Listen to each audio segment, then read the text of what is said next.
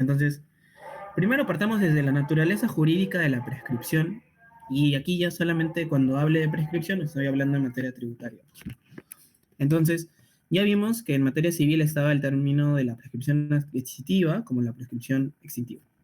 Ahora, si nosotros aplicamos la ubicación, o bueno, este método de interpretación por ubicación en la norma, en dónde está regulada la prescripción, nosotros tenemos que remitirnos a nuestro código tributario, en específico al libro primero, que es la obligación tributaria, después a nuestro título 3, que es la transmisión y extinción de la obligación tributaria, capítulo 4, prescripción, y desde el artículo 43 al 49 están los artículos que están vinculados con la prescripción. Ahora, aquí hay un pequeño problema, entendámoslo así. ¿Por qué? Porque la prescripción aquí lo están colocando en un título que está incluido en la transmisión y extinción de la obligación tributaria. Y como ya hemos hablado y también se ha explicado y hemos reiterado varias veces, la prescripción no es un medio de extinción de la obligación tributaria. Ahorita vamos a recordar qué cosa es, pero esa persona que les diga que la prescripción en materia tributaria es un método de extinción de la obligación, pues les está diciendo lo equivocado totalmente porque no funciona de esa manera en materia tributaria. Ahora, sí está bien, por otro lado, que se encuentre dentro de la obligación tributaria, porque obviamente, y también vamos a ver dentro de los factores que tienen eh, relevancia para la aplicación de la prescripción, está obviamente que haya nacido una obligación tributaria para que podamos hablar de qué cosa es lo que se estaría prescribiendo, porque no vamos a poder hablar de una prescripción si es que no hay una obligación tributaria. Entonces tengan en cuenta esto. Eso es un poco más como que de parte general o nociones previas de la prescripción. Obviamente que esto no tiene ninguna consecuencia, digamos, en la parte aplicativa de la misma. No es que haya una discusión en eso, sino esto es un poco más eh, de crítica a cómo está establecida la figura en el código, ¿no? ¿Y esto por qué pasa? Bueno, mientras cambio la diapositiva. Pasa porque cuando se hizo el código en realidad se estaba copiando de, bueno, de otro modelo tributario en el cual sí consideraba la prescripción como un método de extinción de la obligación. Pero para nosotros, y o sea, en normativa tributaria peruana, la prescripción no va a ser un método de extinción de la obligación. Ahora, vamos en específico qué cosa es la prescripción. Entonces, para esto, la prescripción podemos decir que es la pérdida de la acción por el transcurso del tiempo y que está muy vinculada a la inacción. Pero además esta prescripción va a aplicarse tanto a la administración tributaria como también puede aplicarse al deudor tributario. Ojo, y recuerden que cuando hablamos de un deudor tributario estamos hablando tanto de la figura del contribuyente como del responsable.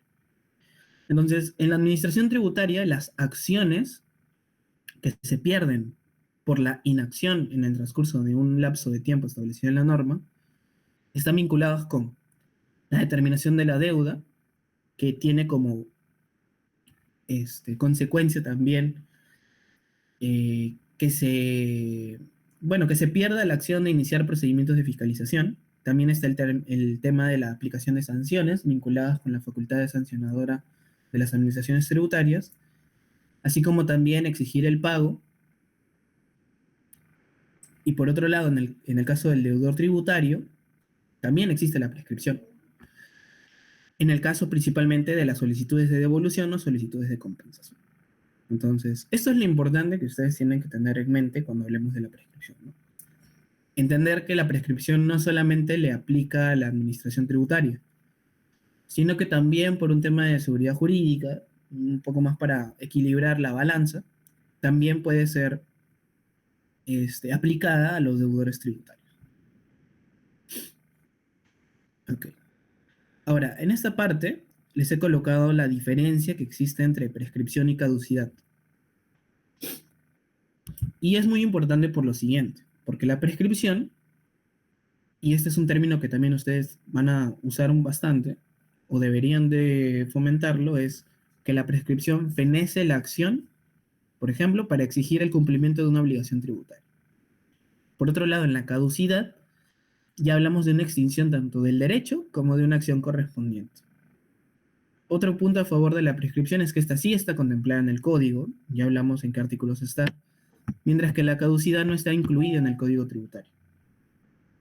Ahora, Un ejemplo de prescripción es lo que vamos a estar viendo en el curso, por ejemplo, de que Pedro Sac, una empresa, debía pagar su IR del 2012 y en el 2025 Sunat intenta cobrar.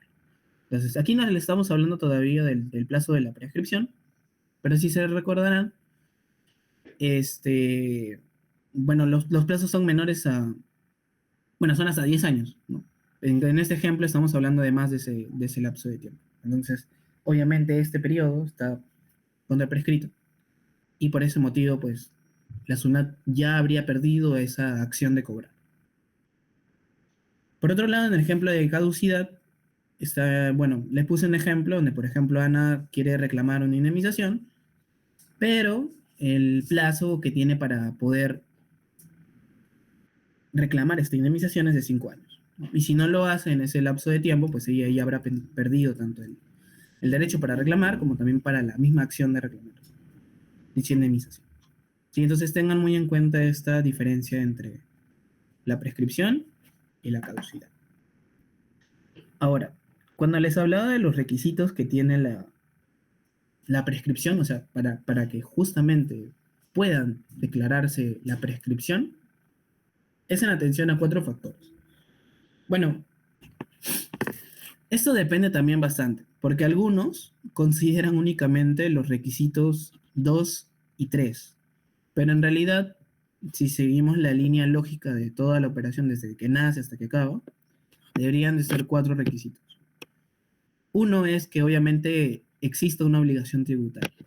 Se acordarán que cuando hablamos de la obligación tributaria, hablábamos de ese vínculo jurídico que existe entre el acreedor tributario y el deudor tributario, ¿no? Que venía a ser el resultado de la aplicación de la hipótesis de incidencia que estaba establecida en la norma. Entonces, cuando tú ya tienes un nacimiento de la obligación tributaria, cuando ya ha nacido esa obligación tributaria por parte del deudor, cuando ha transcurrido un plazo de tiempo establecido en la norma, donde existen también, bueno, donde no existen eventos para la interrupción o suspensión durante el plazo, que eso también ya lo vamos a ver, y también, obviamente, muy importante, que se invoque la prescripción. Porque la prescripción no es a solicitud, bueno, no es de oficio. En realidad la prescripción es a solicitud de parte. Y que no existan eventos de interrupción o suspensión, ahorita vamos a ver, o recordar, mejor dicho, qué cosas son. Pero obviamente no tienen que existir porque estos, bueno, te reinician o te pausan el plazo respectivamente, ¿no? Y en tanto se analicen esos 4 factores, van a poder determinar si es que realmente ya se encuentra prescrita algunas de las acciones, en este caso de la administración tributaria. A ver, aquí también les he colocado una resolución del tribunal. Ya, aquí les he puesto también una resolución del tribunal fiscal, en donde justamente se hablan acerca de los fundamentos de por qué es que existe la prescripción. Y es que esto también el profesor lo ha mencionado mucho en clase. El fundamento principal que existe es la necesidad de dar un plazo determinado a la inacción que tiene la administración tributaria. Y principalmente para no generar incertidumbre. No me acuerdo si fue una clase que señaló el profesor diciendo de si debería o no existir la prescripción. Bueno, en el supuesto de que no exista la prescripción, entonces existiría cierta incertidumbre y también inseguridad jurídica. ¿En qué sentido? Imaginemos, ¿no? Una empresa, a ver, ¿qué empresa? Gloria, imagina. Gloria creo que está desde los 80 en el Perú. Entonces, ya en 2025, ya cuánto tiempo ha pasado, 40 años. Imaginemos que SUNAT viene y les fiscaliza las operaciones que realizaron 2 años después de haberse instalado en el Perú. Entonces, obviamente, en aquel entonces, estamos hablando del 80 y tantos, donde quizás la compañía ya ni siquiera tiene la documentación, ni siquiera para decir que está digitalizada, porque en aquel entonces todo se manejaba de manera física. Entonces, seguramente esa compañía ya hasta desechó, ya eliminó esa información que tenía de los años 80, los años 90. Si no existiera la prescripción, si viene SUNAT y le dice, oye, pásame la información que tenías desde cuando iniciaste operaciones, Gloria le va a decir, oye, pero eso ha sido ya hace 40 años, yo no tengo esa información. Ah, no tienes la información. Ok, entonces yo voy a recalcular tu impuesto, también voy a colocarte unas multas, porque estás cometiendo infracciones de no presentar la información que te estoy solicitando. Entonces, si se dan cuenta, es un carácter un poco más eh, abusivo de la figura de las acciones que tiene la administración tributaria, ¿no? O digamos, otro ejemplo, no sé, este, a ver, otra empresa antigua acá en Perú, no sé, mm, no sé, Bacus o Inca Kola.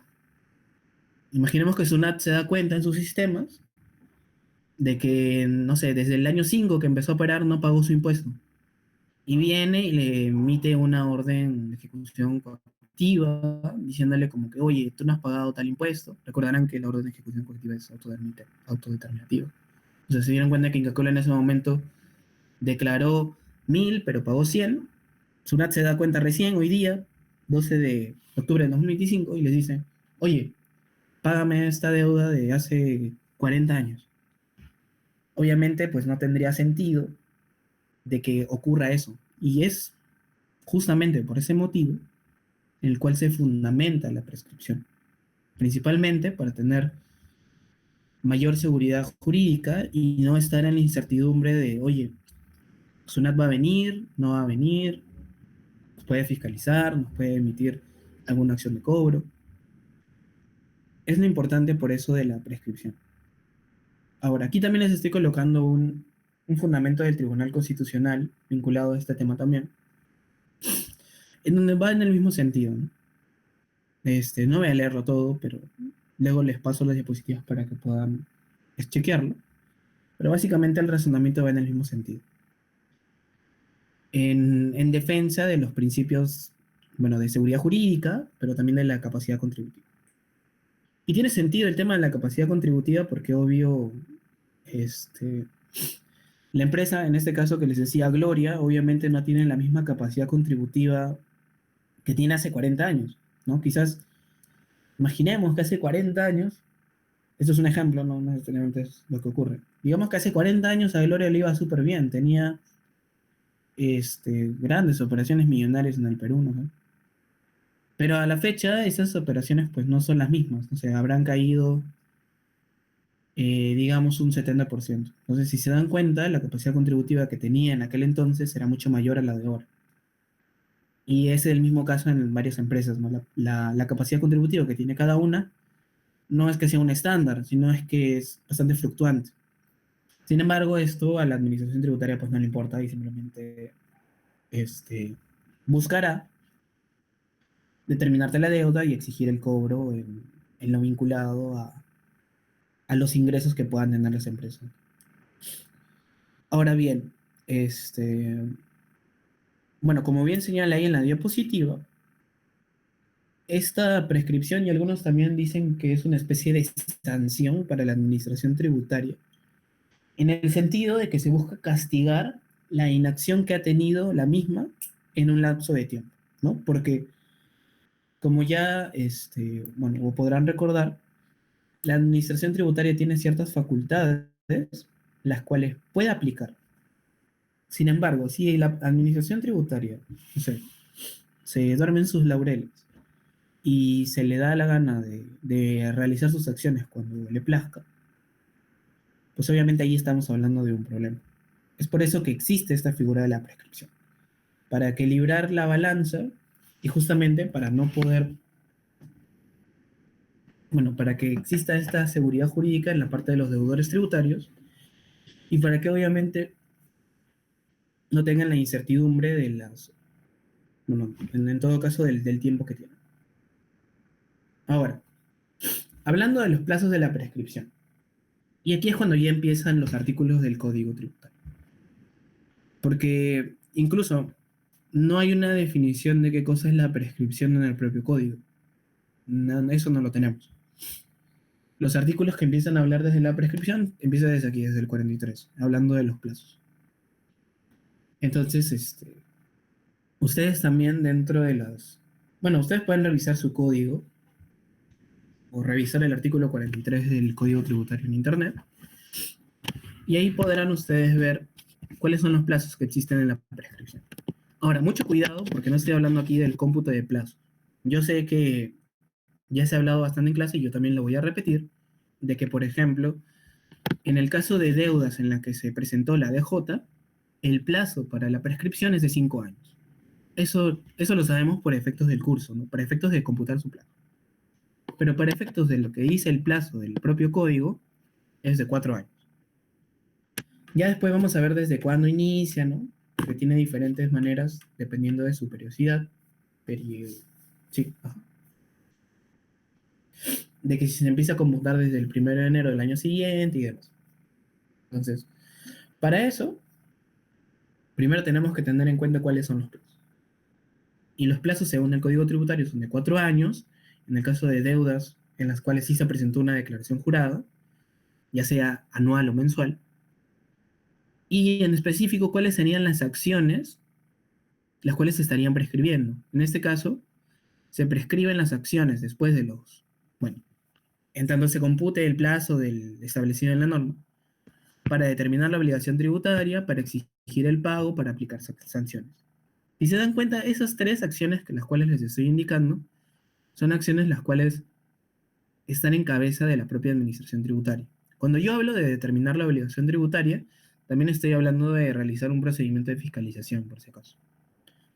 Entonces, cuando vean, cuando vean más adelante las siguientes diapositivas, el término de determinar la obligación tributaria, exigir el pago, aplicar sanciones, eso está en cabeza de la administración tributaria. Y ojo también que cuando digo administración tributaria, no estoy refiriéndome solamente a SUNAT, me estoy refiriendo a las municipalidades también, me estoy refiriendo también a organismos como por ejemplo Citran o Sinarmin. Así que también tengan atención a ello.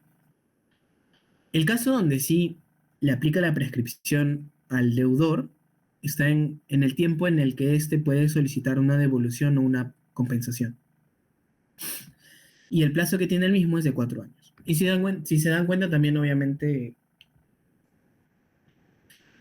también se busca equilibrar la balanza en el sentido de que, oye, entonces tampoco, si a la administración tributaria estás sancionando, entre comillas, la inacción que tiene, para que no te determine la deuda, para que no te aplique sanciones, para que no te exija el pago.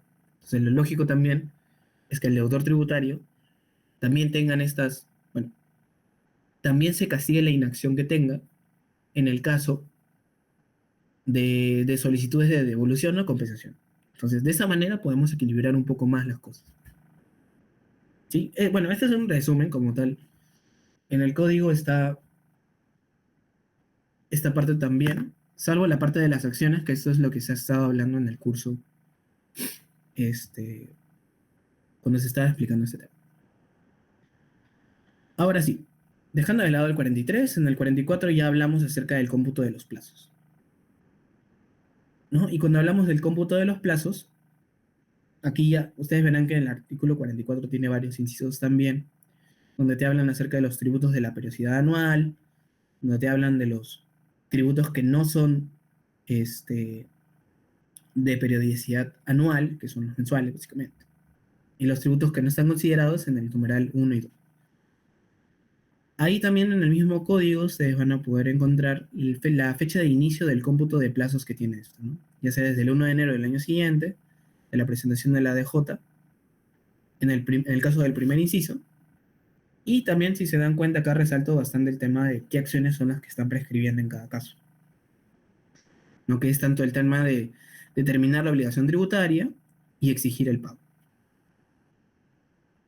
Ahora, en esta parte, les voy a ser muy sinceros, no es necesario que lo sepan de memoria. Sí, no es que esto sea un cuadro que tienen que sabérselo al pie de la letra, es meramente para que entiendan cómo funciona. Yo sé que en clase el profesor ha explicado detenidamente cada inciso, y esto es más que nada un resumen de ello. También les recomiendo leer los apuntes que les pasó Johan de las clases, porque en esa parte también el profesor hace mención o bueno, explicación de inciso por inciso, ¿no? Por el tema del tiempo, pues, no se puede explicar por inciso por inciso. Sin embargo, lo que yo les diré es que sí entiendan o revisen este cuadro para que puedan entenderlo un poco mejor si es que, no sé, en el código se les hace muy complicado y sean o son más de las personas que entiendan un poco más visualmente. Si ese es el caso, pueden revisar esto. Como les decía, en el tema del cómputo de los plazos, más que memoristas, porque aquí no hay tan, entiendo que no todos van a dedicarse a tributario. En el caso de si no se desean dedicar a tributario, pues no es necesario que se aprendan el cómputo de los plazos al pie de la letra. Porque en realidad, para serles sinceros, incluso al momento de que se esté revisando el tema de la prescripción en la práctica, pues obviamente tú puedes revisar la norma y cotejar lo que estamos hablando. Pero obviamente los plazos que sí te tienes que saber de todas maneras son estos de acá. Sorry. Son estos de acá. Estos sí, de todas maneras, apréndanselos, conózcanlo. Porque esto es algo sí que se pregunta y que el profesor también pregunta. Ya sea en clase o en evaluación. Entonces, esta parte sí. El tema de los cómputos de plazos, en el caso de que haya alguna pregunta sobre esto, pues obviamente se les va a indicar ahí lo que señala la norma, ¿no? Obviamente esperando de que ustedes puedan entender desde dónde se debería de computar el plazo. Y obviamente esto también está en atención a que no va a ser muy complicado al momento de ver qué plazos se le aplican. Por eso les estamos dando este cuadro donde pueden ver cuál es el objeto de la prescripción de cara a que les ayude a saber qué cosas o qué acciones son las que se están prescribiendo. Entonces, me detengo ahí con el tema de los cómputos de plazos para poder hablarles ya de la interrupción y la suspensión de la prescripción. Entonces, eh, de manera sencilla, tanto la interrupción como la suspensión, traten de verlo como si fuera una película, en donde la interrupción es básicamente un reinicio, un reset, no sé, de la película que estén viendo, mientras que la suspensión es más bien una pausa. Ahora, cuando estamos hablando del reinicio, cuando estamos hablando de pausas, estamos hablando del cómputo de plazos de la prescripción. ¿Sí? Imaginen que la prescripción es, no sé, un camino, y en tanto se configura alguno de los supuestos establecidos en la interrupción o la suspensión, esta persona que recorre el camino lo tiene que volver a recorrer en el caso de una interrupción o reinicio, o se va a quedar detenida en el caso de una suspensión o pausa. Y obviamente también la naturaleza jurídica que responde a la prescripción está principalmente vinculada a que también tiene que existir una seguridad jurídica en la prescripción. Y obviamente el tema de la interrupción y la suspensión, de todas maneras tienen que saber en qué casos aplica, porque imaginemos que ustedes están buscando la prescripción de alguna acción de la administración tributaria. Pero la SUNAT les dice, ya, ¿no? Bacán tu cómputo de plazos, todo, pero aquí hay un supuesto establecido en la norma, el cual señala que se ha interrumpido el plazo de la prescripción. Entonces, el plazo vuelve a ser, entonces vuelve a ser todo tu cuadrito, toda tu determinación, porque el plazo que me estás indicando es error. Ahora, hablando específicamente de la interrupción de la prescripción que está en el artículo 45. Aquí también, a manera de resumen, porque también en el propio código está determinado los incisos de los supuestos por los cuales se va a generar la interrupción. Y básicamente lo que yo he hecho es colocar las acciones por las cuales se interrumpen, ¿no? O mejor dicho, estos causales de interrupción ligados a qué acciones o qué consecuencias van a tener en el caso de las acciones que se consideren prescritas. Ya, a ver, ¿qué más? Bueno, en el caso de la suspensión. En el caso de la suspensión, pues es lo mismo, básicamente. Y aquí también les voy a recomendar lo siguiente, de que cuando vean el tema de los plazos, tanto o supuestos, mejor dicho, tanto de la suspensión como interrupción. De igual manera, no tratan de ser memoristas con esto, sino más bien entiendan cómo es que opera la interrupción y cómo opera la suspensión. Cómo es que ese plazo puede llegar de nuevo a cero y desde cuándo debería ahora considerar el cómputo o desde cuándo me... Sí, porque tampoco quisiera que piensen que esto es más memorista cuando realmente no es así. Porque cuando se les explicó en clase incluso se les explicó con la misma norma. Entonces, pierdan cuidado si es que hubiese alguna pregunta vinculada a este supuesto, ¿es de interrupción o suspensión?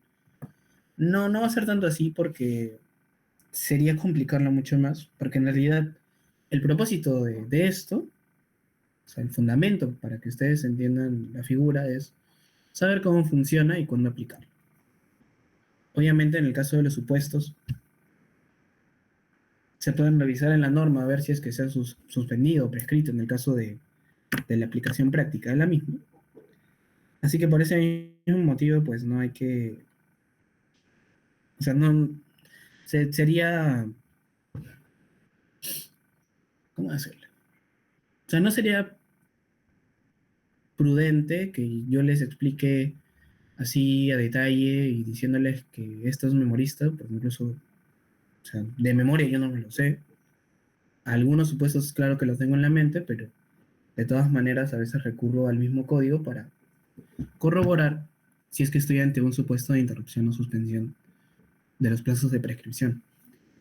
Y eso es lo que pasa en la práctica también. O sea, no es que la gente no tiene su código y obviamente no vas a tener el código si es que estás hablando con el cliente, pero cuando estás chambeando, pues obviamente puedes apoyarte de la norma en ese sentido, ¿no? Así que por ese mismo motivo, pues no quiero que se asusten con esa parte. ¿Qué más? La declaración de la prescripción. Eso sí es muy importante que entiendan. Como ya había dicho al inicio, la prescripción opera por solicitud de parte. ¿Qué quiere decir eso?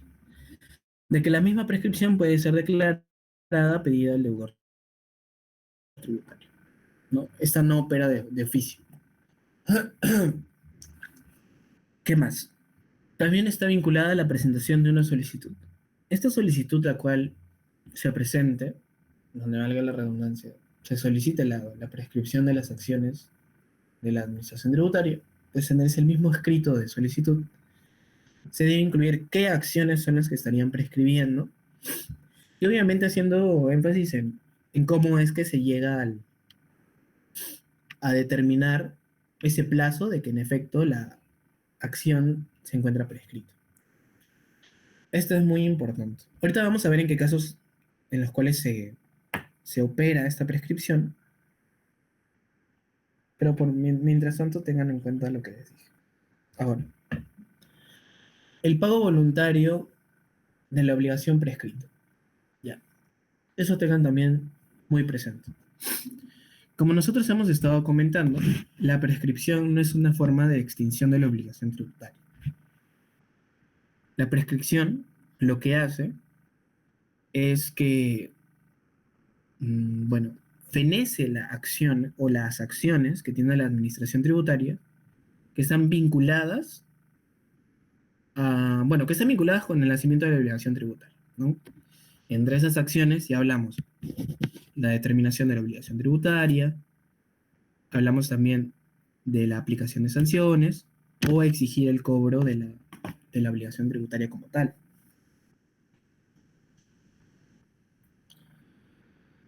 Sin embargo, ¿qué pasa si es que una persona realiza el pago de un periodo que ya se encuentra prescrito? El profesor en clase creo que había dado el siguiente ejemplo, de que de que una empresa tiene un contador y que este contador va a pagar el impuesto y se equivoca, tenía que pagar su impuesto del 2025, pero termina pagando el del 2015 porque se equivocó. No sé, es muy raro que ocurra eso, ¿ya? Solamente es para efectos del ejemplo. Bueno, paga ese impuesto a la renta, digamos, del 2015.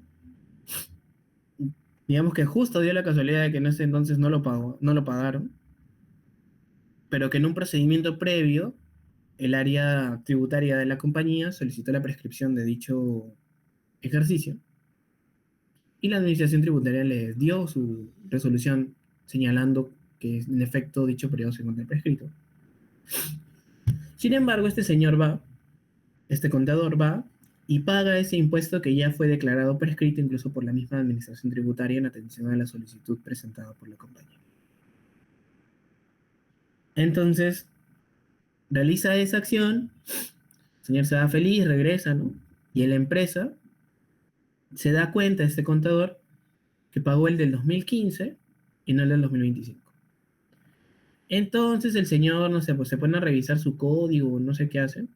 En Google se pone a buscar. Y quiere solucionarlo diciendo que, bueno, como ya se encuentra prescrito, quizás este pago que yo he hecho es indebido, ¿no? Entonces voy a solicitar la devolución, o mejor solicito la compensación, cosa que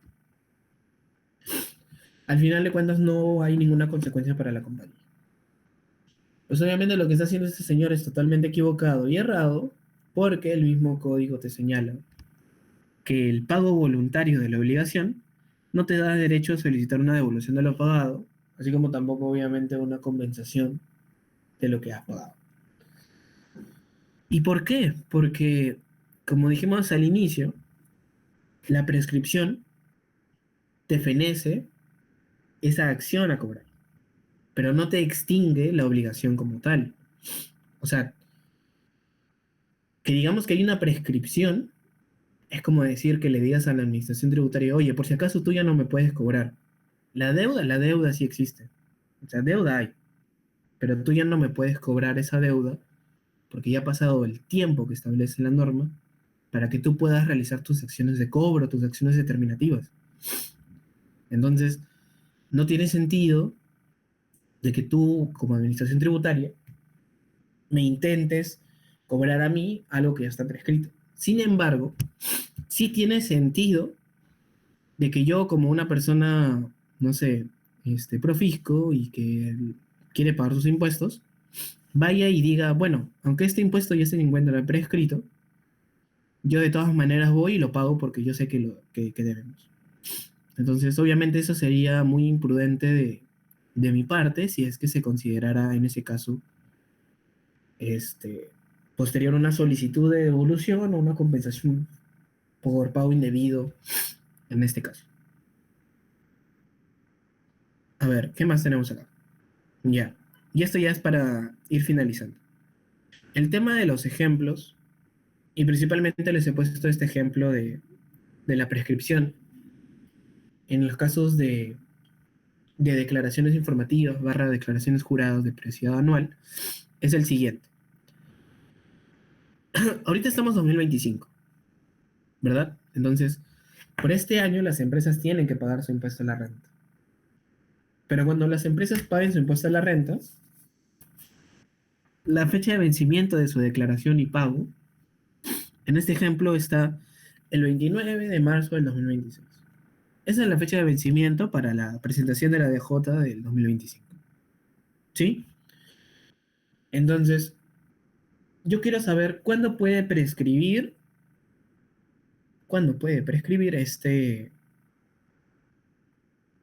ay, bueno, cuándo puede prescribir este ejercicio. Entonces, yo me acuerdo que en el caso de las declaraciones informativas, para el cómputo de plazo es desde el 1 de enero del año siguiente, ¿no? Entonces, yo voy a empezar a computar el plazo desde el 1 de enero del 2027. Es por eso que si se dan cuenta desde acá, 2027, 2028, 2029, 2030. Desde el primer día hábil del 2030 ya se encuentra prescrito. ¿Cuántos años se acá? Uno, 2, 3, 4. Eso es lo que dice el código, ¿sí o no? Ahí creo que está todo claro.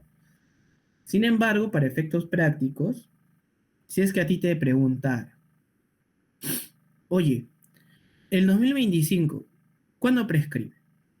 Imaginemos que les pregunta esto un cliente que busca su asesoría tributaria.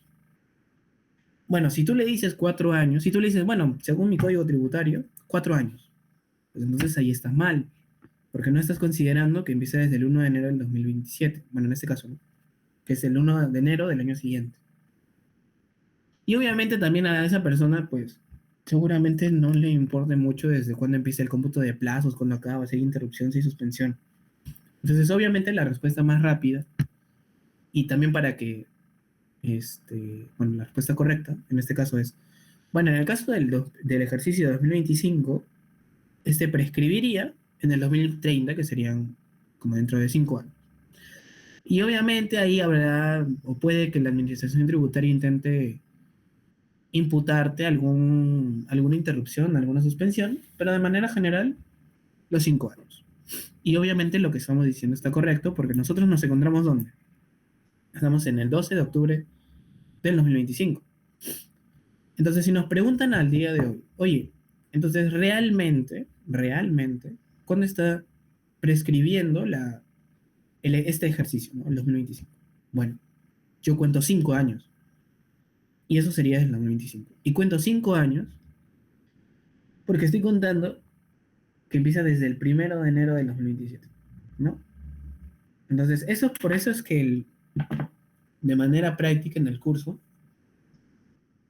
se habla acerca de que la prescripción en el caso de las declaraciones informativas anuales sea en el caso de 5 años, y obviamente también es en atención a que el mismo código te señala que son 4 años, pero el inicio del cómputo del plazo va a ser desde el 1 de enero del año.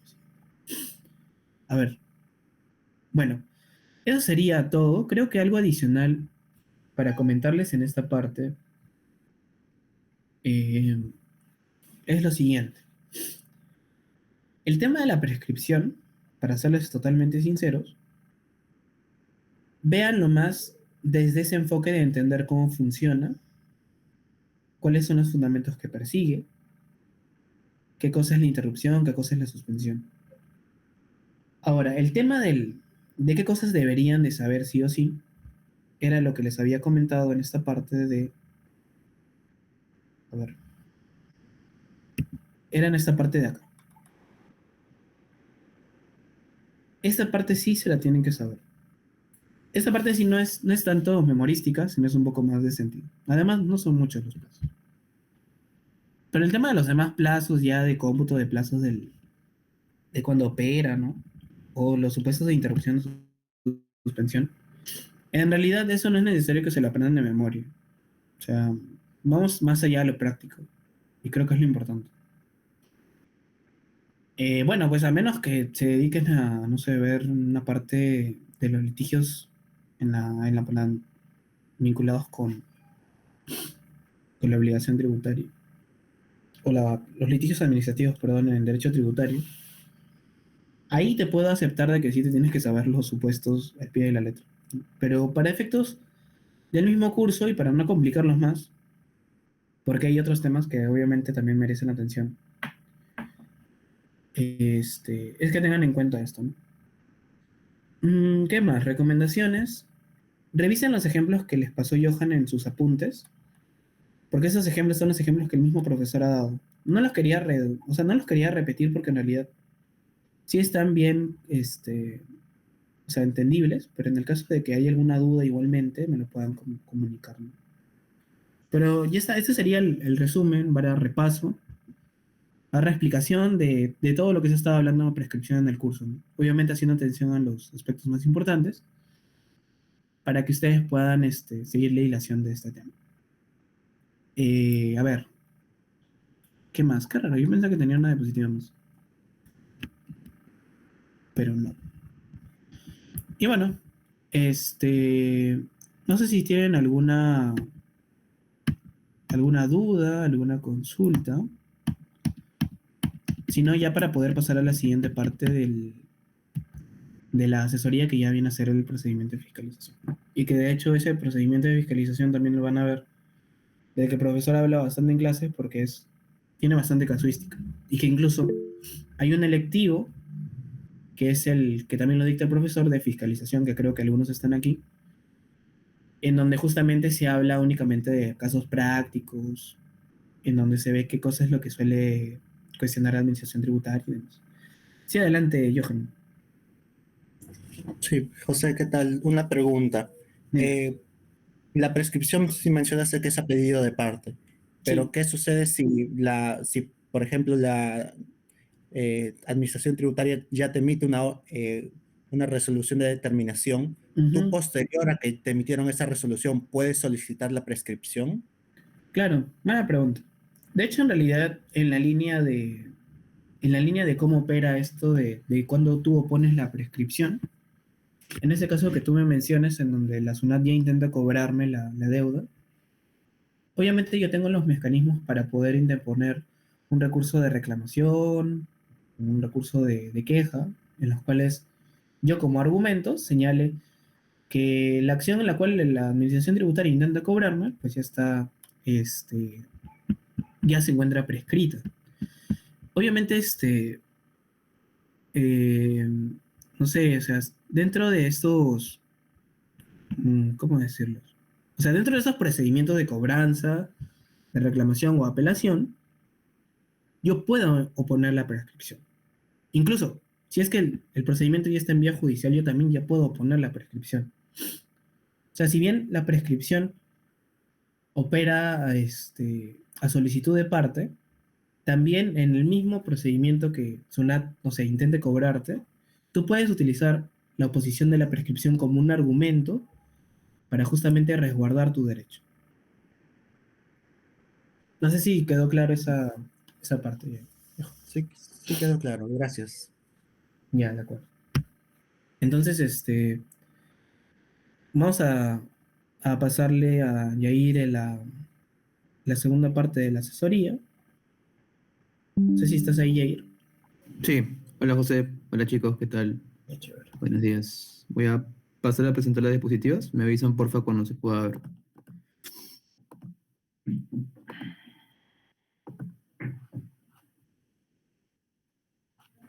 Sí, ya se ve. Ya, perfecto. Ya, bueno chicos, antes de hablar sobre el procedimiento de fiscalización, eh, tocaría hablarles antes de las facultades de la administración, que entiendo que es un tema que ya han visto, la verdad, pero no está de más hacer siempre un repaso, ¿no? Y para hacer esto más que nada un poco más dinámico, voy a pedir un voluntario nada más para que pueda hablarme acerca de la facultad, solo hay dos, la facultad de determinación y fiscalización, cualquiera. Y si no, saco a dedo.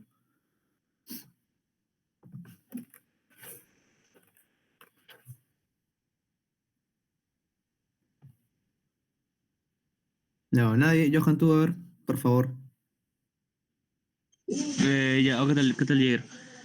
Bueno, en cuanto a la facultad de determinación, se hace referencia a la facultad que tiene la administración tributaria para eh, calcular la deuda o en todo caso cuando el contribuyente la haya realizado para, de alguna forma corroborar que ese monto, declarado es el correcto, ¿no? Y que se ha hecho de forma idónea la autodeterminación.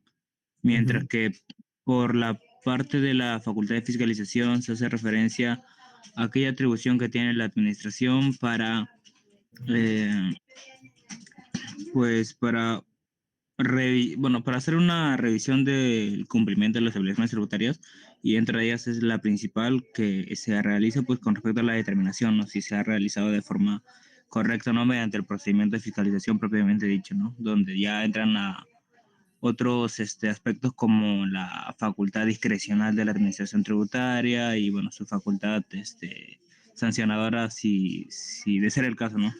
ujú. Claro, está bien. En línea de lo que ha dicho Johan, vamos a comenzar con recaudación, ¿no? Bueno, recaudación van a ser todas las acciones que realiza la administración para hacer efectivo el cobro de tributos y a partir de medios coercitivos, ¿no? Como embargos o la cobranza coactiva, siempre y cuando el pago voluntario no se produzca. La determinación, como ya sabemos, que no solamente abarca la verificación del hecho generador y el cálculo tributario, sino que también puede plasmarse en tres modalidades que vamos a ver más adelante, que es la autodeterminación, la heterodeterminación y la determinación mixta. Y bueno, la fiscalización, que es el punto eje, el tema central de hoy, donde la SUNAT, bueno, la mayoría de veces, porque también lo podría hacer a municipalidades, va a ejercer la inspección, supervisión y también el control de cumplimiento de las obligaciones tributarias, ¿no? Y acá va a haber otra facultad que es implícita, que vendría a ser la facultad discrecional. Y la facultad discrecional en relación a la fiscalización va a entenderse como la facultad para elegir a quién, elegir qué y elegir cuándo fiscalizar y con qué profundidad, ¿no? Por profundidad me refiero a si realizan una fiscalización parcial, definitiva o quizás de norma antielusiva, pero siempre obviamente respetando el marco legal y también el debido procedimiento, ¿no? Y luego la sancionadora, que es cuando la administración tributaria no solo va a sancionar a través de multas, como las multas tributarias, sino también con otras medidas, como podría ser la incautación de bienes o la clausura de establecimientos, ¿no? Ahora, ya pasando propiamente al tema de la fiscalización, vamos a ver que encontramos dos conceptos, ¿no? La facultad de fiscalización y la función fiscalizadora. En cuanto a la facultad de fiscalización, este va a ser un concepto que se va a entender en sentido amplio, porque se entiende como la potestad genérica que la ley otorga a la administración tributaria para comprobar el cumplimiento de las obligaciones tributarias, ¿no? De los contribuyentes. Y no solo es una atribución operativa, sino un poder deber inherente a la SUNAT, para que pueda investigar, solicitar información, requerir documentos y también revisar operaciones que aseguren que los tributos sean correctamente pagados, ¿no? Entonces, como ya les mencioné, esta facultad va a operar de manera discrecional en cuanto al momento, forma y también a la oportunidad de control. O sea, en palabras sencillas, cuando la administración decida a quién y qué fiscalizar según el interés de la SUNAT, ¿no? Que va a ser netamente de recaudación. Ahora, como bien sabemos, y esto también quiero preguntarles a cualquiera, ya a Johan, ¿no? Esta facultad discrecional, ¿podría pasar el límite que tiene la SUNAT y podría convertirse en una, ¿cómo podría decirlo? En una facultad arbitraria o que pueda ser arbitraria para los contribuyentes? ¿Ustedes qué opinan? Me parece que no, que dentro de todo, más allá de la discrecionalidad, no lo libra de tener una debida motivación para sus acciones. Exacto, ajá. Entonces, esta discrecionalidad debe ser limitada a la propia SUNAT, ¿no? Por ya sea los principios del derecho tributario eh, y también los derechos constitucionales, ¿no? De contribuyente, como la defensa o la motivación de los actos. Entonces, no puede ejercerse de manera arbitraria y tampoco extralimitando la ley. Y tenemos la función fiscalizadora, que vendría a ser un concepto en sentido restringido, ¿no? Porque se refiere a la ejecución concreta de los procedimientos. Esto quiere decir, por ejemplo, las actuaciones de la SUNAT. Y a este concepto sí va a ser más operativo y procedimental, porque aquí la administración tributaria se basa no solamente en el Código Tributario, sino también en su reglamento de procedimiento de fiscalización, ¿no? Y va a seguir los pasos establecidos. Por ejemplo, la notificación, los requerimientos, los plazos, ¿no? Y también puede que sea la emisión de actas. Y todos los actos que vengan derivados de la fiscalización. Entonces, también va a incluir actividades como, por ejemplo, la revisión de inventarios, de documentos, por ejemplo, las reuniones que tengan los auditores de la SUNAT con los contribuyentes o con el equipo legal que esté a cargo de llevar esta fiscalización por parte del contribuyente. Cruces de información y también con la posterior emisión de las resoluciones, ya sea la RD, la RM o la orden de pago, ¿no? Entonces, antes de pasar al otro slide, también quería acotarle que el límite de esta función de fiscalizadora siempre va a estar al margen y siempre debe estar respetando el principio de legalidad y el del debido procedimiento, ¿no? Aunque el debido procedimiento es más o está, mejor dicho, abocado más a la LPAG, igual funciona para un procedimiento de la zona porque también es parte de la administración pública.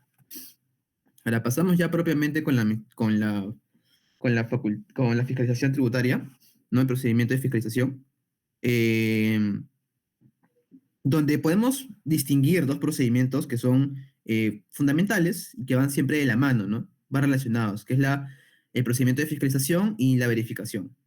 Entonces, ambas podrían ser o vienen a ser herramientas que utiliza la administración tributaria para poder asegurar el correcto cumplimiento de la obligación tributaria, la obligación fiscal, valga la redundancia, pero su alcance y profundidad son totalmente distintos, ¿no? Porque la fiscalización es un procedimiento administrativo elaborado. Consiste en una serie de actos que están coordinados por ser un procedimiento,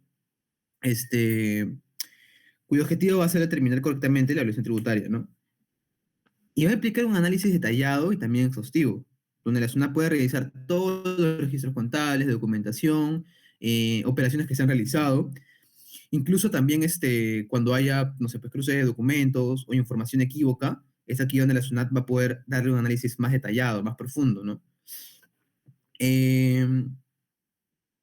También en la fiscalización, la SUNAT lo que va a poder hacer es formular observaciones, va a poder solicitar sustento adicional, ¿no? Y también va a poder emitir resoluciones, bueno, va a poder emitir actos administrativos, ¿no? Como es la resolución de determinación o la resolución de multa.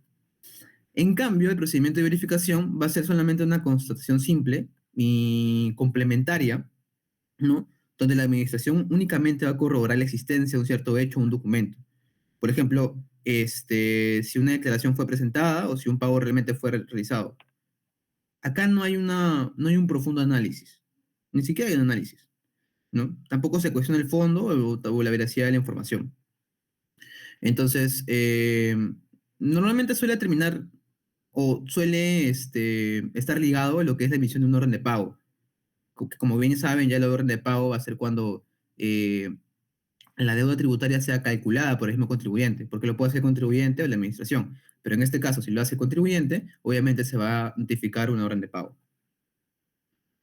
Ahora, como ven en el slide, la resolución del Tribunal Fiscal 121, sala 4, 2001, nos dice, ¿no?, que la fiscalización implica un examen y evaluación integral de los registros contables y otros elementos de prueba. Y la verificación, en cambio, se limita a la simple comprobación formal, que puede incluir la comparación la comparación de diversos documentos.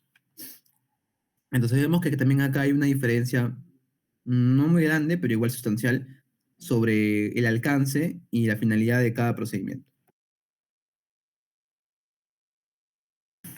Ahora, supongamos que la SUNAT solicita, no sé, revisar un libro de ventas para comprobar un monto declarado.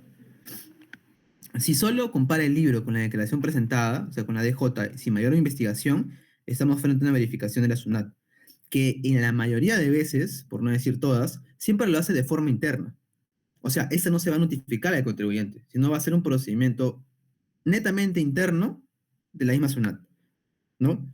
Y ahora, si además de analizar este libro de ventas, verifica contratos, cruza la información con otras operaciones, y aparte de eso, cuestiona la procedencia de los registros, entonces se va a tratar netamente de un procedimiento de fiscalización, ¿no? Que ahí sí se va a emitir ya sea un requerimiento, ya sean actas, ya sean cartas, al contribuyente.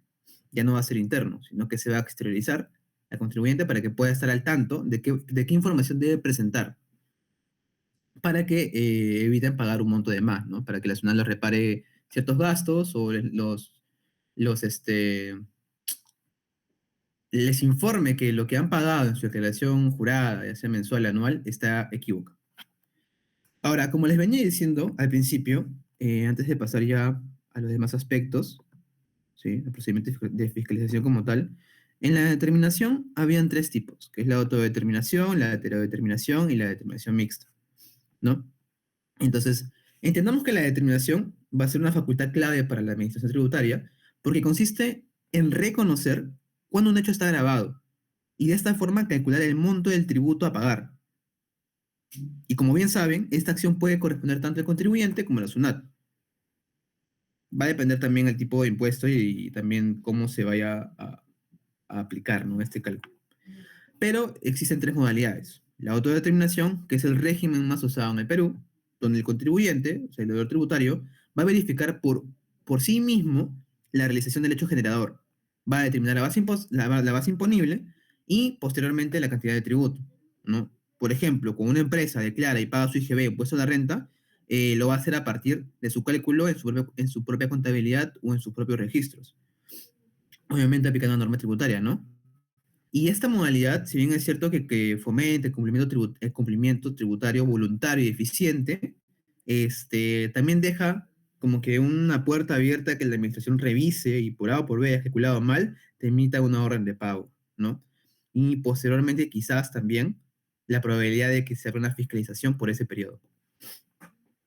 Ahora, la heterodeterminación. Acá la SUNAT sí actúa directamente, ¿no? Verifica el hecho generador, identifica el sujeto pasivo, determina la base y la cuantía del tributo. Y esto más que nada ocurre cuando la SUNAT detecta inconsistencias, omisiones o faltas de declaraciones que el contribuyente no haya presentado o quizás se pasó el plazo y no lo presentó, ¿no? Pero igual cuenta como omisión. Y también determina la deuda tributaria mediante, por ejemplo, ¿no? Un orden de pago o posteriormente, después que saque la fiscalización, mediante una resolución de determinación y a veces también con una resolución de multa. La heterodeterminación también, la mayoría de veces, suele originarse en procedimiento de fiscalización y también puede incluir sanciones formales o multas por incumplimiento. A ver, un segundo, chicos.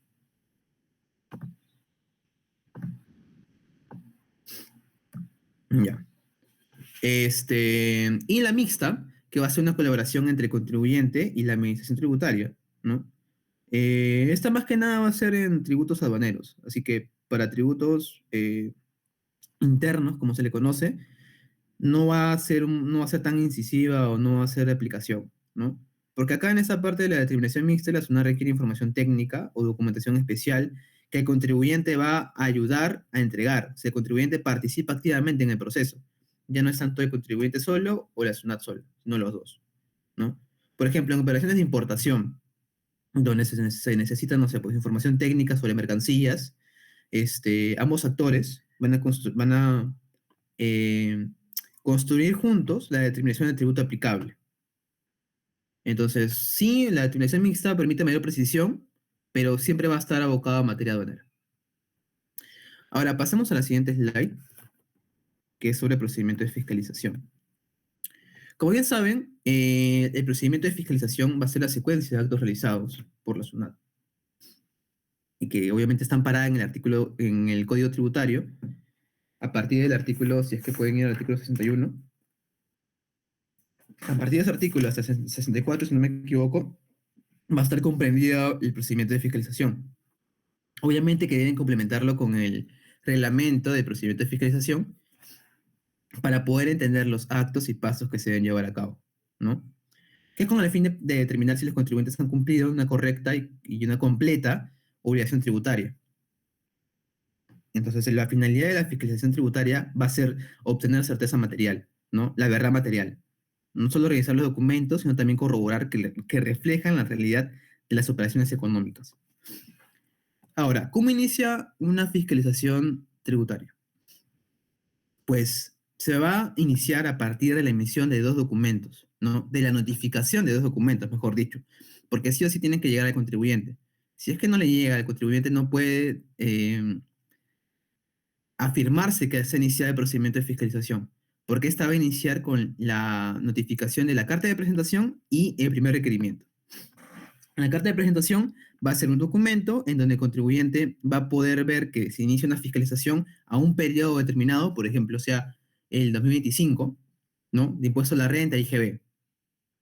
Si es también una fiscalización parcial, o sea, que va a durar 6 meses en la entrega de información, o una definitiva, que va a ser hasta 1 año. El tributo, como ya yo le mencioné, que puede ser, por ejemplo, no sé, pues, impuesto a la renta o IGB, que son los más comunes.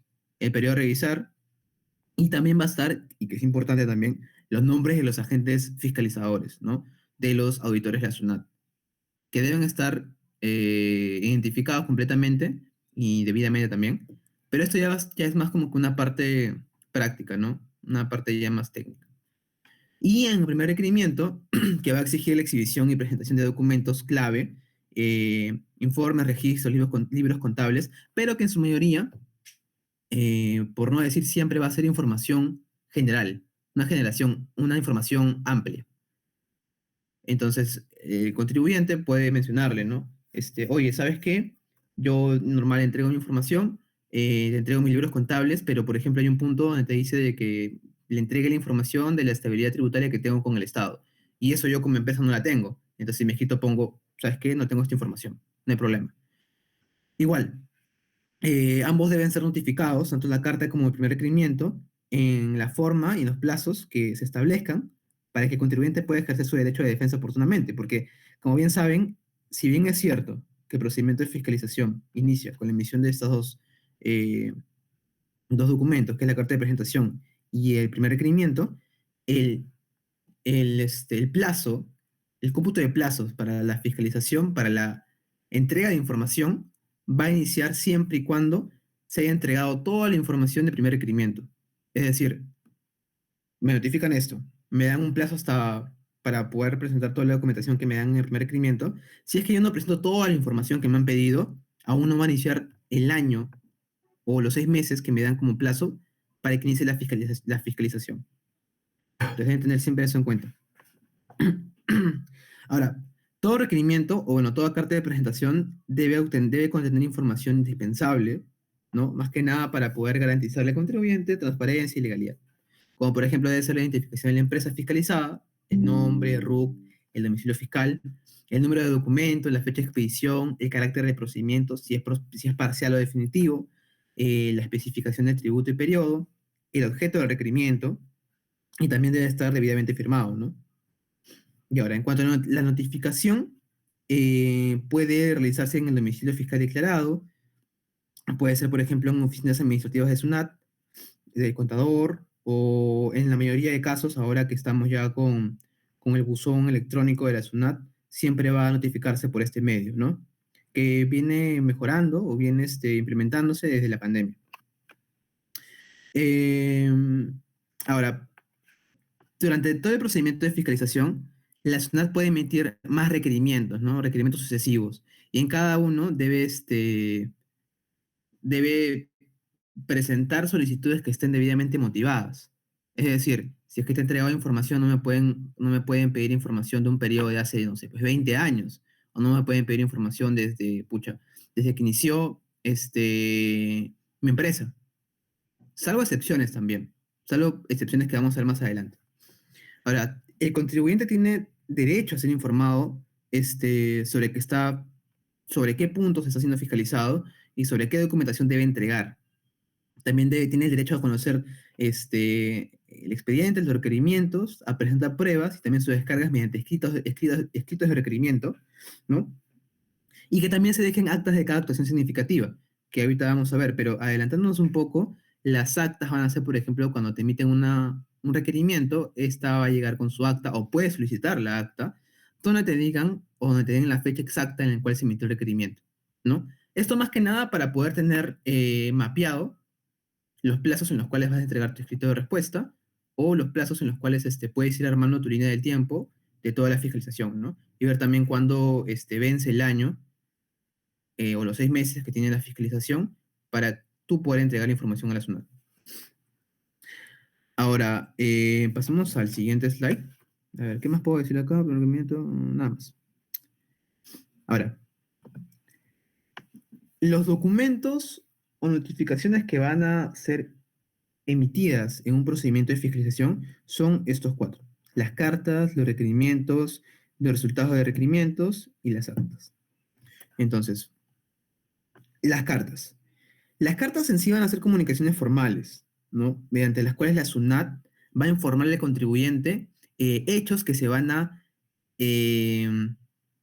que se van a realizar o que se van a iniciar dentro del procedimiento de fiscalización. Ya sea que la entrega de distintos requerimientos específicos, por ejemplo, cuando tú quieras o solicites una prórroga más de tiempo para poder entregar más información, la SUNAT, para confirmarte o denegarte la prórroga, te lo va a emitir mediante una carta, ¿no? Y también en este caso sirven para comunicar el inicio formal de la fiscalización en cuanto a la carta de presentación. Así como, por ejemplo, la impresión de alcance, es decir, si es que se convierte en una fisca parcial a una fisca definitiva, te lo van a notificar con una carta. Y obviamente deben incluir todos los datos, ¿no? Deben incluir el nombre, la razón social, el RUC, domicilio fiscal, la firma también que debe estar ahí. ¿Para qué? Para que se pueda asegurar la validez de la actuación administrativa. Si no, obviamente luego se puede observar y posiblemente toda esa fiscalización, todos esos reparos se caigan. Ahora, en cuanto a los requerimientos, tengan entendido que los requerimientos son documentos que emite la Administración Tributaria para poder pedir, solicitar información al contribuyente, siempre y cuando esta tenga la forma en cómo entregarlo, ¿no? Que también puede decir que no lo tiene en su escrito de respuesta. Pero el requerimiento va a ser el medio por el cual la SUNAT va a solicitar la exhibición o presentación de libros contables, registros, informes, análisis, contratos y toda la documentación que SUNAT necesite o que crea que es relevante para poder confirmar la realidad de esa operación. Entonces, el requerimiento puede versar sobre hechos susceptibles de generar obligaciones tributarias, así como también puede ser para comprobar o identificar algunos beneficios, exoneraciones o inafectaciones que pueda gozar la empresa. Aparte de esto, obviamente también dentro de las formalidades de un requerimiento debe detallar el lugar, la fecha y la forma de exhibición o presentación. Y también que el contribuyente tiene un plazo determinado por la propia SUNAT, por la propia administración, para poder entregar toda esta información, ¿no? Preparar una respuesta fundamentada y enviársela. Ahora, los requerimientos son discrecionales. Siempre van a ser discrecionales. Es por esto que, por ejemplo, después de tu primer requerimiento, que es, como les digo, información básica, amplia, que en general todas las empresas tienen, algunas no, ya en el segundo requerimiento, que por cierto te pueden emitir un segundo, un tercero, un cuarto requerimiento en una misma fecha y no cambia nada, te pueden pedir información más detallada a partir de lo que has entregado. ¿Y esto es por qué? Porque la SUNAT va a revisar toda la información que has entregado y a partir de eso va a sacar conclusiones, va a tratar de querer saber más de las operaciones que tienes. Y es por eso que en todos los requerimientos gozan de esta facultad discrecional. Porque tú no sabes qué información te va a pedir SUNAT, tampoco sabes cuántos requerimientos te van a llegar o cuándo va a ser la emisión de un nuevo requerimiento. Ahora, los resultados de requerimientos. Es el documento mediante el cual la Administración Tributaria y la SUNAT va a comunicar al contribuyente si ha cumplido o no con lo solicitado en el requerimiento. Es decir, llega el requerimiento, yo hago mi escrito de respuesta, ¿no? Digo, cumplimos con presentar tal documento, o de repente pongo, este reparo no me parece coherente por tal motivos. Entonces, SUNAT va a llegar a SUNAT lo va a leer, lo va a analizar y te va a emitir este resultado de requerimiento, en el cual te va a decir si es válido o no tus observaciones, o si es que la información que has entregado es válida, está completa, o simplemente no lo has entregado, ¿no? Entonces va a permitir también notificar los resultados de la evaluación de todos los descargos presentados frente a las observaciones que nos hace la SUNAT. Y las actas que van a dejar constancia formal de hechos relevantes ocurridos durante toda la fisca, ¿no? Como sea presentación o de repente falta de entrega de documentos, ¿no? Declaraciones de partes de terceros o cualquier cosa que suceda en la fiscalización. Porque más que nada son un documento probatorio y también una evidencia de actuaciones y comunicaciones entre el SUNAT y el contribuyente. Ahora, pasemos a la otra slide, en cual nos habla, ¿no?, de la identificación del agente fiscalizador, que como les había dicho, tiene que estar debidamente identificado el lugar de la fiscalización, que podría ser el domicilio fiscal, el cual debe estar registrado ante la SUNAT por cada empresa, el lugar de realización de las actividades grabadas o las oficinas de la administración. Esto último de acá se va a ver más que nada en el régimen amazónico, porque en el régimen amazónico, para obtener tú los beneficios tributarios que tiene este régimen, necesitas que la mayoría o gran parte de tus centros administrativos o oficinas administrativas estén en la selva. Entonces, a partir de esto, la comunicación de SUNAT va a llegar a las oficinas de la administración. Ya no tanto, por ejemplo, a la oficina del gerente general, ¿no? Y bueno, en cuanto a la exhibición y presentación de la documentación, el Código Tributario en sí no establece un plazo exacto para que los contribuyentes puedan exhibir sus libros y registros contables, salvo y siempre y cuando sean solicitados por razones justificadas. Ahora, en estos casos debidamente justificados, se podrá otorgar un plazo no menor de 2 días hábiles. En caso de, por ejemplo, de informes y análisis, se debe otorgar un plazo no menor de 3 días hábiles. Y para por ejemplo, ¿no? Para solicitar la comparecencia de deudores tributarios, va a ser un plazo no menor de 5 días hábiles, más el término de distancia de ser el caso. Ahora, pasemos con los tipos de fiscalización. Que como bien saben, hay parcial, definitiva, la parcial electrónica que no vamos a tocar en hoy día, porque igual no es que se use demasiado, ¿no? Y la fiscalización de la norma general antilusiva, de una forma más general, ¿no? De una forma como a grandes rasgos. Comenzando con la parcial, que como como ya saben un poco, esta va a ser un procedimiento, por así decirlo, express, rápido, ¿no? ¿Por qué? Porque la administración tributaria va a revisar únicamente una parte, ya sea uno o algunos elementos de la obligación tributaria del contribuyente. Pueden que sean aspectos sustanciales, como ingresos o deducciones, o de repente formales, como por ejemplo la observación de libros contables o comprobantes, ¿no? Entonces no implica nunca una revisión integral de todas las obligaciones del periodo o tributo fiscalizado. Entonces, esta fiscalización va a corresponder siempre a un tributo y un periodo determinado y específico. La característica central es que la fiscalización parcial debe ser única y definitiva respecto a los aspectos revisados, ¿no?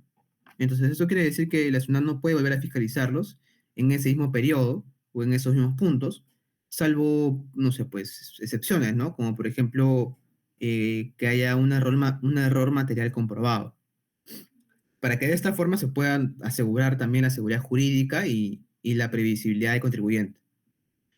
¿Qué más? Em, Acá, bueno, en sí en realidad no hay mucho más que decir, porque igual cuando la SUNAT empieza una fiscalización y sea parcial, está obligada a comunicarle al contribuyente, ¿no? Está obligada a comunicarle al contribuyente sobre qué punto va a fiscalizar para que también éste tenga la información lista y preparada para poder presentarlo. Y esto ocurre tanto en la parcial como en la definitiva. Ahora, en cuanto a los plazos, el plazo máximo de procedimiento va a ser de 6 meses, que va a ser prorrogable solamente por una vez. Es decir, se puede convertir una fisca parcial en una definitiva. No va a ser al revés, eso nunca va a pasar, de que pase de una fisca definitiva a una parcial, jamás. Pero de una parcial a una definitiva, sí. Entonces esos 6 meses se van a convertir en 12 meses, que es el plazo máximo de la definitiva. Igual, si es que se convierte en una fiscalización definitiva, debe notificarse formalmente para que el contribuyente tenga entendido de que se va a extender el plazo a un año. Ahora, para ya terminar, lo único que deben saber de la fiscalización parcial es que, o a rasgos generales, es que es un control selectivo y acotado, ¿no? Que va a ser útil más que nada para intervenciones rápidas y especializadas. Por tanto, sea por el hecho de que solamente observa un periodo y un objetivo en específico, también por el tiempo de 6 meses que pasa volando. Y ahora pasemos con la fiscalización definitiva, que esta sí, bueno, va a ser el procedimiento mediante el cual la Administración Tributaria va a realizar una investigación, una auditoría, ¿no? Más amplia, exhaustiva, tanto de libros, registros, informes, documentación del contribuyente, que va a corresponder a un tributo y periodo determinado también, y debe ser única, integral y definitiva. Esos 3 elementos, que sea única, integral y definitiva, van a marcar la diferencia en cuanto a la fiscalía parcial. Y que así se interrumpe la prescripción de la acción para determinar. Entonces, la duración va a ser un año prorrogable, siempre que se acredite tanto complejidad, ocultamiento de ingresos, o cuando el deudor tributario sea parte del grupo empresarial. ¿Esto por qué? ¿Cuál es la razón? Porque, por ejemplo, cuando esas entidades financieras, es muy difícil saber las operaciones de todo lo que ha hecho en el año, porque obviamente están relacionadas con empresas, y es más, puede estar también relacionada con otras entidades financieras. Y en cuanto a grupos empresariales, como son las vinculadas, necesitan información, obviamente, de las empresas en las cuales tienen acciones o empresas que de repente tienen en otros países o empresas que tengan vínculo con la empresa que está fiscalizada, ¿no? Entonces, ¿qué va a ser una fiscalización definitiva? Pues va a ser, en comparación de la parcial, un procedimiento a través del cual la SUNAT va a revisar, va a revisar de forma integral todos los aspectos de la obligación tributaria de un contribuyente, ¿no? Va a analizar todo el conjunto de sus obligaciones para un periodo de tributo específico. Como ya sabemos, el plazo va a ser un año computado a partir de la fecha en que el deudor tributario entregue la totalidad de la información y documentación que fuera solicitada en el primer requerimiento. Como ya les había mencionado, a partir del primer requerimiento, cuando entregas toda la información, ya es que se puede empezar el cómputo del plazo de un año entero, ¿no? Ahora, los efectos del plazo. No se va a poder notificar al deudor tributario otro acto administrativo en el que se le requiere información y o documentación adicional, sin perjuicio de los demás actos o información que la administración tributaria pueda realizar o recibir de terceros o de la información que ésta puede elaborar. En el vencimiento del plazo, no se podrá requerir mayor información de la solicitada dentro del plazo, sin perjuicio de que luego de transcurrido este puede emitirse las resoluciones de determinación, de multa o las órdenes de pago. Y por plazo me refiero al año, ¿no?, que tiene la fiscalización definitiva. Y la suspensión de plazo, que ya sea por tramitación de pericia, fuerza mayor, va a ser contemplada en el artículo 62A del Código Tributario, en el numeral 6, en el cual te van a dar todos los supuestos para que la fiscalización definitiva pueda suspenderse. Lo cual puede ser, considero yo, a veces de forma muy abusiva, muy arbitraria para el contribuyente, porque a veces donde el contribuyente quiere terminar ya la fiscalización, pero SUNAT, al ver que no tienes una información que ellos requieren, te suspenden la fiscalización por 3 meses, 4 meses, 5 meses, ¿no? Y eso también da pie a que todo el procedimiento de fiscalización se extienda más y más y más, lo cual llega a ser también un poco estresante. Ahora, este procedimiento de fiscalización definitiva va a estar regulado principalmente por los artículos 62 y también 62A del Código Tributario, ¿no? Y va a regirse tanto la definitiva como la parcial por los principios de razonabilidad, proporcionalidad y también del debido procedimiento. Y como vienen a ser parte de la facultad fiscalizadora, se va a ejercer de modo discrecional respecto al inicio, el alcance y las oportunidades de control. Y también que se puede hacer de forma sobre base cierta o base presunta, pero esto no es necesario que lo sepan ahora, si es que ya lo saben. Ahora pasemos al flujo de lo que es una fiscalización parcial o definitiva, ¿no? Que como pueden ver, se da con el inicio de la fisca, con la presentación de con la carta de presentación y el primer requerimiento, ¿no? En el cual se va a especificar el tributo, el periodo y el alcance de la fiscalización, que va a ser el primer requisito para que la SUNAT empiece su actuar, para que puedan entregar información, para que puedan exhibir documentos, libros, todo lo demás, ¿no? Información relevante para el control tributario. Ahora, posteriormente a eso, y a lo largo de todo el procedimiento, la SUNAT va a emitir uno o más requerimientos adicionales, cada uno con plazos establecidos para responder y entregar documentos. Entonces, cada requerimiento debe ser concreto, motivado y también debe estar relacionado directamente con el objeto de la fiscalización. Porque no me pueden pedir, o sea, pues un requerimiento y me están fiscalizando el 2025 y luego me piden información sobre el periodo de 2024 o 2021. Sería muy ilógico. El contribuyente tiene un plazo, el cual también debe responder a tiempo, y posteriormente a que responda al requerimiento, se va a emitir un resultado del requerimiento, ¿no? Que va a ser por cada requerimiento en el cual la SUNAT te emita. Y que obviamente se va a incorporar progresivamente al expediente de toda la fiscalización. Y como ven acá en la PPT, se puede contemplar que puede haber un número indeterminado de requerimientos, ¿no? Y esto va a ser en base a la complejidad de la fiscalización y también de sus resultados. Pero igual, llegando al límite del año que tiene toda la fisca, ya la SUNAT no va a poder pedir más información. Ahora, cuando la SUNAT comunica observaciones o reparos, generalmente en el requerimiento que recoge las conclusiones, el contribuyente puede presentar descargas, pruebas o sustentos documentales para su defensa. Esto quiere decir, cuando ya va a terminar una fiscalización, se emite de forma discrecional el requerimiento del artículo 275.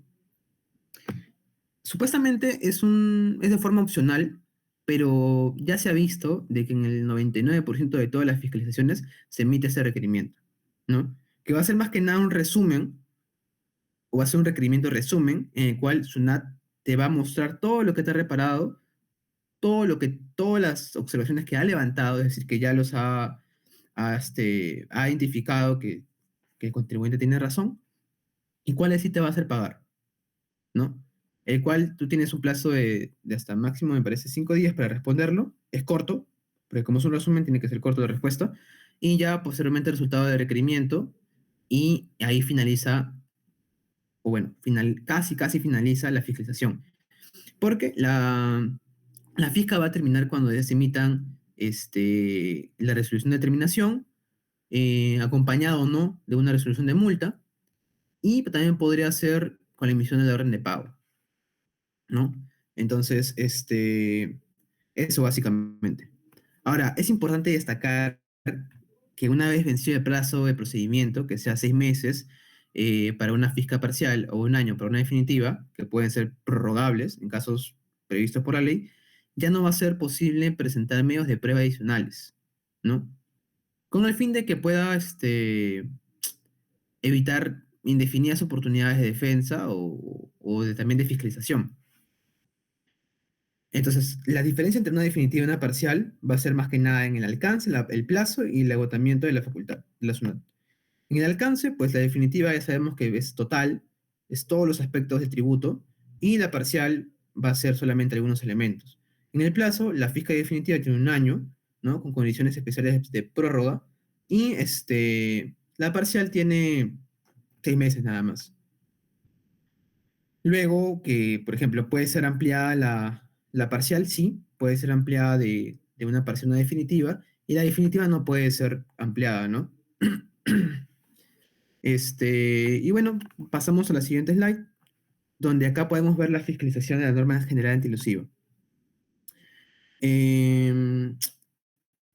La norma antielusiva general, que fue incorporada en el 2012, va a responder a la necesidad de dotar a la administración tributaria, o la SUNAT en este caso, de herramientas para poder combatir esquemas, actos o operaciones que, si bien pueden respetar la literalidad de la ley, tiene como objetivo principal evitar, reducir o diferir indebidamente el pago de tributos. Como ya saben, pueden darse en dos formas: la simulación y el fraude de la ley, ¿no? Que están contenidas en la norma 16 del título preliminar y código tributario. Entonces, esta suspensión para la aplicación de la norma antielusiva general respecto a los actos, hechos y situaciones producidas desde que se emitió, fue creada con el fin de esperar que el Poder Ejecutivo, o en este caso la SUNAT, pueda establecer parámetros sustantivos y procedimentales para el uso de la norma 16, ¿no? Con el objetivo de brindar seguridad y así evitar que se puedan dar estas figuras elusivas y puedan aplicarse en una fiscalización, que es donde se va a poder observar a mayor detalle las operaciones y documentación de una empresa. Ahora, para esto, los criterios objetivos y subjetivos de la SUNAT, que va a considerar en una fiscalización de norma 16 o de norma antielusiva general, deben considerar la existencia de los actos notoriamente artificiosos o impropios. Por ejemplo, también la falta de justificación económica, que va a ser distinta al propósito de la empresa. Y también va a efectuar un análisis de los efectos económicos y jurídicos reales de la operación. Ahora, como ya sabemos, la SUNAT va a intervenir bajo la norma 16 cuando detecta que las estructuras, operaciones o contratos son notoriamente artificiosos o impropios y van a perseguir un ahorro o ventaja fiscal, que obviamente va a carecer de una justificación económica real. Y esta revisión no se basa solamente en la forma legal, sino también en la sustancia económica de las operaciones. Los ejemplos típicos que incluyen lo que vengo mencionándoles son, por ejemplo, reorganizaciones comerciales o societarias sin finalidad económica real, transferencias a empresas vinculadas, ¿no? En condiciones las cuales no suelen ser usuales, y esquemas contractuales que únicamente buscan la obtención de beneficios fiscales. Entonces, la SUNAT ante esto va a iniciar un procedimiento de fiscalización definitiva y va a poder sustentar la posible ilusión en un informe técnico, ¿no? Que va a ser posteriormente revisado por el comité revisor, que es un órgano independiente obligatorio, cuya opinión va a ser decisiva también vinculante para, para poder aplicar la norma. Y bueno, pasamos también ahora a los plazos de fiscalización. Ahora, la regulación actual de los plazos de la fiscalización busca equilibrar más que nada la potestad de control de la SUNAT con la seguridad jurídica del contribuyente. Y es en el artículo 62A del Código Tributario donde se van a dar o donde se va a definir esos plazos, ¿no? Para el cómputo, ya sea para las prórrogas y también para los efectos de vencimiento del plazo y la suspensión del plazo. Entonces, como ya sabemos, el plazo regular para una fiscalización, ya sea definitiva o una parcial que se vuelva definitiva, va a ser 1 año, que va a ser iniciado desde el momento en el que el contribuyente entregue la totalidad de la información y documentación solicitada en el primer requerimiento. Entonces, si la SUNAT recibe la documentación de forma fraccionada, o sea, en partes, no se va a iniciar el plazo. Solamente va a ser a partir de la entrega total de la información. Y esto es más que nada para dar tiempo suficiente para una revisión completa, ¿no? Pero sin generar como un tipo de tiempo indefinido, tiempo muy largo que afecte al contribuyente. Ahora, el plazo anual, como bien saben, pueden ser prorrogado por otro año, solamente en casos excepcionales, ¿no? Por ejemplo, puede ser fiscalizaciones complejas, ya sea por razones de volumen de operaciones, porque tengan diversidad de negocios o porque simplemente tengan una dispersión geográfica un poco complicada para la administración poder conocer todos los tipos de operaciones que tienen, ¿no? En todos los países. Esto quiere decir, por ejemplo, la presencia de filiales o también de subsidiarias acá en el Perú o en otros países. También puede ser cuando se detecten ingresos omitidos de fuentes externas, ventas no registradas o presencia de operaciones vinculadas, ¿no? Y también, mayormente, en el caso de contribuyentes que forman parte de un grupo empresarial, de estructuras societarias complejas o de contratos asociativos que sean muy especializados. Por ejemplo, los consorcios, las asociaciones en participación o también los joint ventures. Ahora, la prórroga siempre debe ser debidamente motivada y notificada previamente al contribuyente, ¿no? Con la indicación de las causas y también con el nuevo plazo. Y una vez vencido ya el plazo, y ya sea tanto el plazo que se dio inicialmente o en todo caso la prórroga que se concedió, no se puede notificar al contribuyente nuevos actos administrativos de requerimiento de información o también documentación adicional sobre el procedimiento en curso. Y la SUNAT solamente puede cerrar el procedimiento emitiendo los actos administrativos de determinación, de multa o en todo caso, o en el caso que se tenga que emitir la orden de pago con la información ya recabada. Y como venía diciéndoles, también está la suspensión del plazo, que puede suspenderse en ciertos supuestos, ¿no? Como caso de fuerza mayor, ya sean desastres naturales, imposibilidad de comunicación, robo de información o por algún siniestro. O cuando sea necesario solicitar la información a terceras entidades o administraciones. Por ejemplo, si es que debo pedir la información a entidades financieras.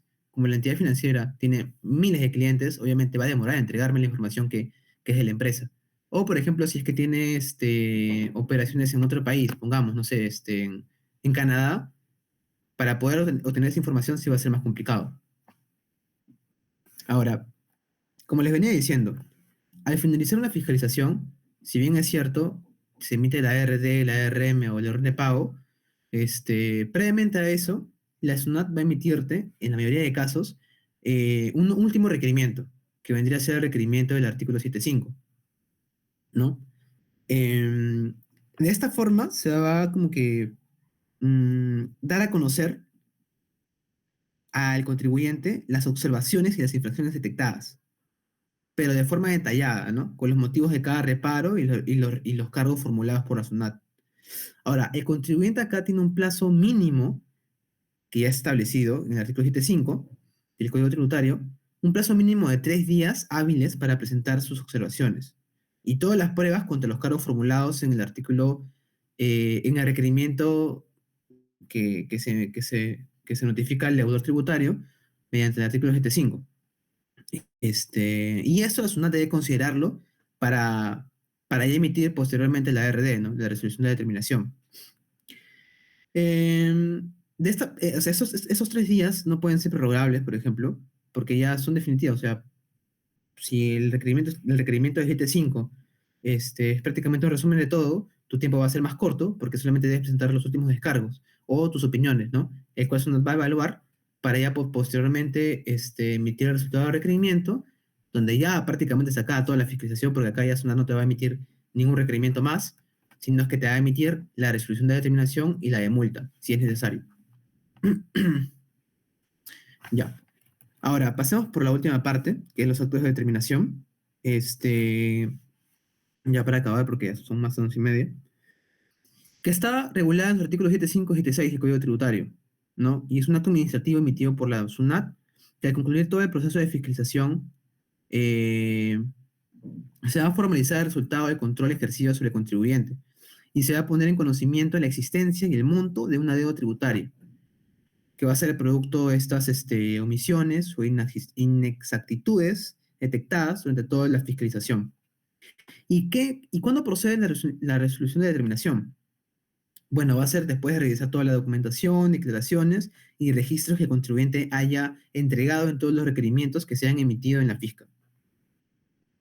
Y de acuerdo al artículo 77 del Código Tributario, esta resolución de determinación debe contener la identidad del deudor tributario, el tributo y periodo determinado, la base imponible final calculada por la administración, el fundamento legal de cada reparo o ajuste efectuado y el detalle claro de la determinación de la deuda o el crédito que tenga el contribuyente. Ya una vez que tenga esto o sea emitido el contribuyente va a poder impugnarlo, ¿no? Bueno, si está en desacuerdo, que siempre pasa, que siempre están en desacuerdo. Y ya posteriormente eso se abrirá el proceso contencioso tributario, que con el recurso de reclamación ante la SUNAT y luego posteriormente con la apelación ante el Tribunal Fiscal. Pero eso ya es tema de otra clase. Ahora, vamos a ver acá los requisitos de las resoluciones de determinación y multa que deben ser formuladas por escrito y que van a expresar el deudor tributario, la base imponible, la cantidad de tributo, los fundamentos y disposiciones que la amparen, el tributo y el periodo en el que corresponda, la tasa adicional, si así lo refieren, que es una tasa que básicamente es por el hecho de no poder demostrar a SUNAT que las operaciones que indica sean reales y que la SUNAT lo entiende como que un beneficio para los accionistas que se les va a pagar en dividendos, ¿no? Entonces, en base a eso, la SUNAT también te aplica una tasa del 5%. Los motivos determinantes del reparo o observación cuando se ratifique la declaración tributaria y el carácter definitivo o parcial del procedimiento de fiscalización, ¿no? O sea, ¿cómo fue todo tu fiscal? ¿Fue parcial o fue definitivo? Como ya vengo diciéndoles, se emiten en su mayoría solamente 2 actos administrativos que van a ser la resolución de determinación en el artículo 76 del Código Tributario, la resolución de multa está en el artículo 77 del Código Tributario y la orden del pago que está en el artículo 78 del Código Tributario. La RD, que va a poner en conocimiento al deudor tributario todo el resultado de su labor en la fiscalización, ¿no?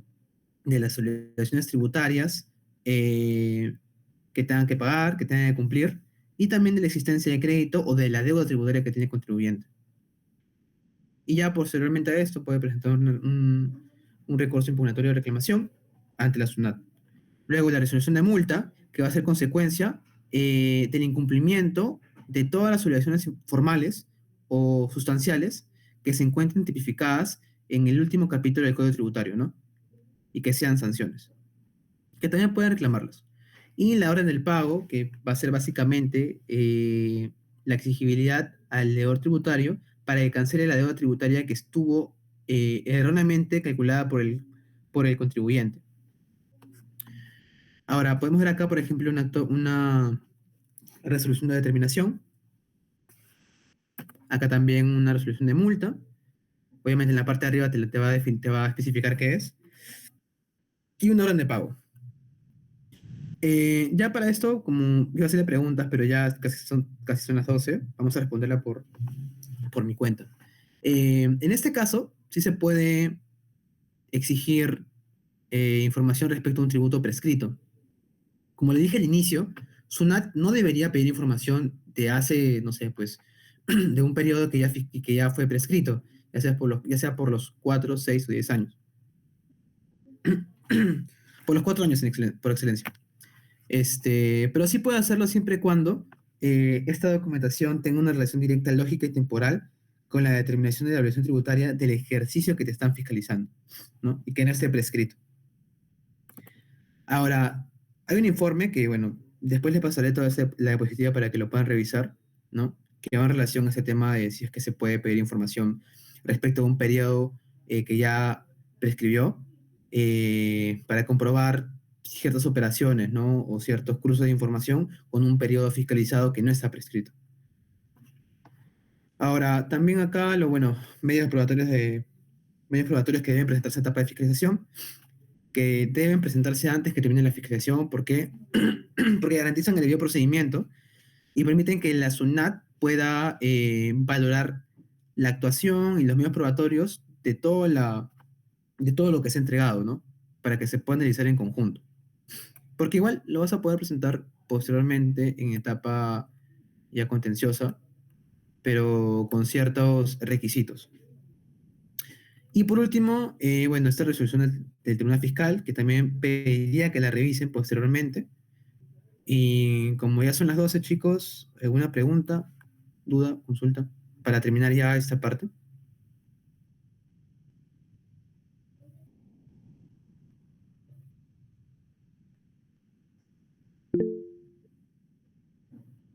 Entiendo. Bueno, chicos, si ya no hay nada más que preguntar, espero que haya sido de su ayuda el repaso tanto de la parte de José como la mía. Y ya estaremos pasando las diapositivas al grupo en un rato. Tengan un buen domingo, chicos. Cuídense.